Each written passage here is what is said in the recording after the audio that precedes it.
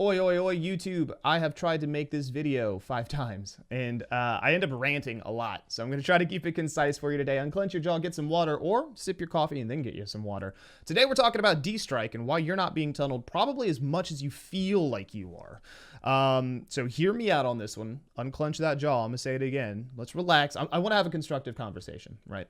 So let's talk about the D-Strike changes a little bit, the stats that behavior announced, and what this could all mean, right? Like sift through it, right? So we're going to go very briefly. Old D-Strike was D-Strike. You get unhooked, you have 60 seconds if you have it equipped, right? Where you could repair gens, you could get healed, you could go do a totem, and then pop your inner strength, and then go do a gen.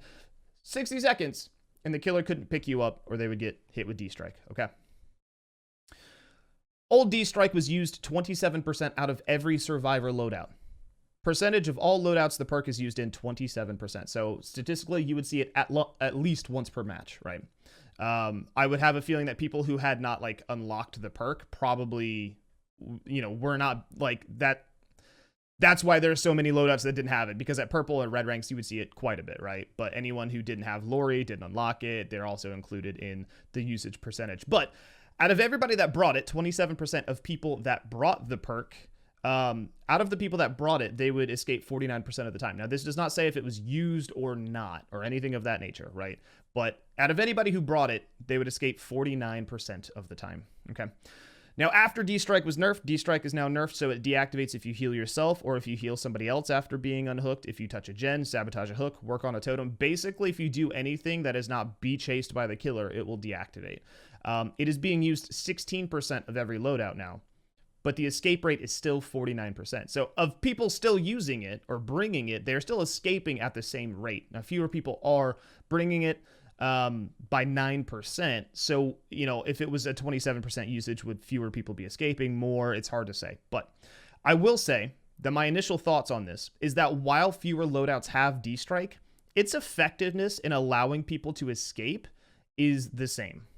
So it's either not being used at all, right? So people are bringing it and just not getting any use, or it is still helping them get that last dash at the exit gates, or they're using it and the killer keeps chasing them and they die anyway, right? So I wanted to talk about all of this and kind of talk. I'm going to have some gameplay running in the background. I just recorded this morning. I've been hit with rank roulette, so I wanted you guys to know I went from being a rank 2 survivor, rank 2 or 3, to being rank 9, and we're slowly climbing up. I don't play survivor every single day, but we are climbing up in survivor. So, but I played some matches this morning, and I can tell you I got genuinely tunneled 0 times out of 5 matches. But I wanted to talk about why people think they're tunneled and why you're probably not actually being tunneled, okay? So I think the Dead by Daylight community has an issue with accountability with regards to their teammates, right? Remember that you have 4 teammates and 1 killer. I think a lot of the time it's easy to say, that killer's being an ass or a jerk or being mean or, being scummy. In reality, I think survivors can induce bad plays, and we're going to see that here in a bit. I think the other part is that survivors, most survivors don't play killer, not at a decent enough level to understand situational context, right? I think that when you're playing, and I will say this, I think that people do get tunneled sometimes, especially at lower ranks, green ranks, yellow ranks. I think tunneling does happen, for sure. But I think, for context, tunneling, my definition, is intentional, completely intentional. I think it's a killer choosing to go after somebody, like, I'm pushing past everyone for you, right?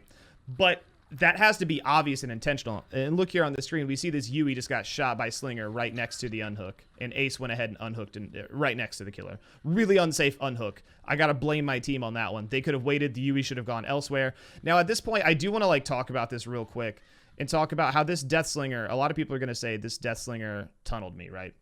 The fact that this Death Slinger thought twice about coming after me, right? The fact that this Death Slinger was like, oh, he's looking this way. The Yui went through the window and has already made a lot of distance. He's closer to me, okay? A lot of people, I think, would say, he's tunneling you. He's tunneling you down. You got unhooked and he's going after you. But, I have to think about this also from a killer perspective. When I play killer, it's like, do I waste the 10 seconds getting from here to here and then dealing with a pallet and then blah, blah, and then blah, blah, you know what I mean? To get the Yui to be honorable? Or do I go for the person that's closest to me? Because it is a judgment call, right? Which one can you execute fastest? There is Shack Window. There's no Shack Pallet anymore, but there's a Pallet Gym. You know, there's also another Jungle Gym in the corner they could link to if they played it right. So you can see here he hesitates to come after me. He's not being intentional, like I'm going to tunnel this person. I think if genuinely he heard the unhook and he just came right after me, I think maybe it would be different, but I can't call this tunneling.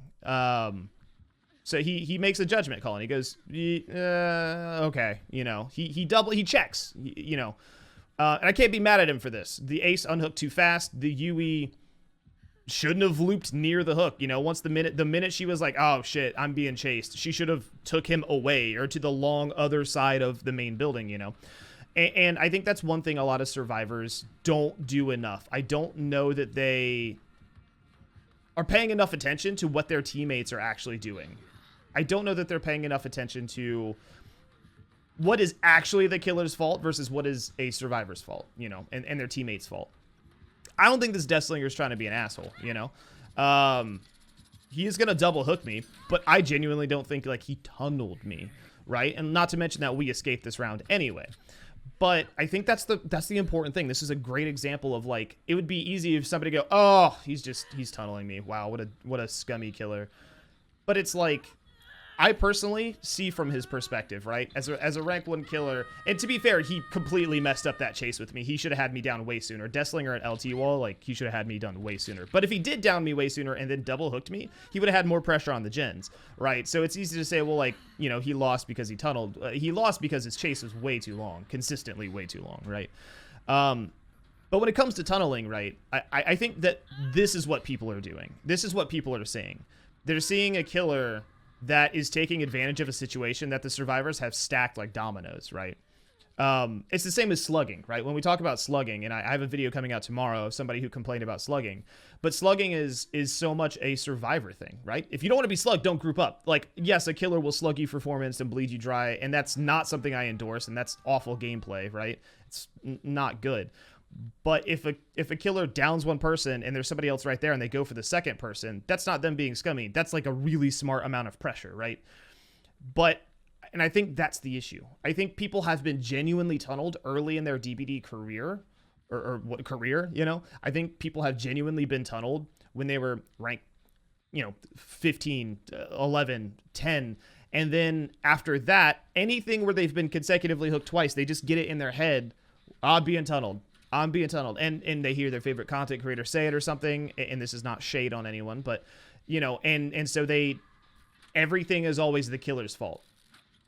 And genuinely, and I'm not a blame your entire team kind of person, right? Like, stuff happens. I like to believe that everybody's playing within the best of their ability at all times, right? That way I don't get mad at people. I don't think the UE knew that Ace was unhooking at the time. Ace could have waited. He didn't know. You know, these things happen in this particular match. But I think genuinely this weird blame game of, like, it's always the killer's being scummy, blah, blah, blah. I think that is not healthy. And I think that leads to people really being upset about changes like D-Strike, right? Where they think that it is so necessary, where they're getting tunneled every single game. I have people in my YouTube comment section saying that they are being tunneled every match, which I will say you may be tunneled a few games a day. And I'll be playing Survivor a lot today on Twitch to see how many times I'm actually tunneled. And I'm going to keep a spreadsheet over the course of the next month or so. But I'm very much willing to bet that genuine tunneling is not happening as often as a killer being like, I got to make the smarter play. I think I want to end this off by saying, if you're a Survivor player, you have to look at it from the killer perspective. Like, you personally may play as Mr. Honorable Killer who never double hooks anybody. That's on you, but I think, you know, if I'm playing killer and somebody's like, wow, I can't believe you hooked me twice, when they're in an obviously vulnerable position and everybody else is in a more safe position, I have to, like, I'm being asked to throw, you know what I mean? And asking a killer to throw is really, really tough, right? Not everybody could be a SEAL Team 6 Swift squad and crush it together, you know? But I think, genuinely speaking, it's very, very tough to be like, you know what, chase this healthy person that is 10 meters, 20 meters away from you at a stronger location just so you don't double hook me. You know, it's really hard to ask that of somebody. And yeah, the game's supposed to be fun for sure, but people want to win. Everybody wants to win. That's why people complain about tunneling. You want to win? You want to escape as a survivor, right?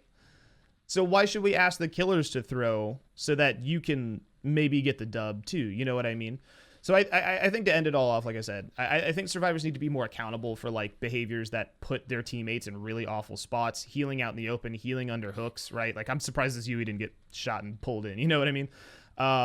The Yui put me in a little bit of a compromising spot. The ace unhooked maybe a little bit too soon, you know, and we made it out. But if I died, I'd be like, yeah, that sucks. You know, they could have played better. I can't control how they play though, you know. So I hope this conversation is constructive.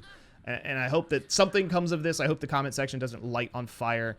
But I think it's really important. Survivors need to be more accountable for the behaviors that put their teams in really compromising positions. So that's what I had to say. I hope you guys check us out on Twitch today. I hope you enjoyed the conversation. More uploads tomorrow. I love you guys, all right? Take it easy out there in the fog. And I'll be praying to the entity to see you in the next video.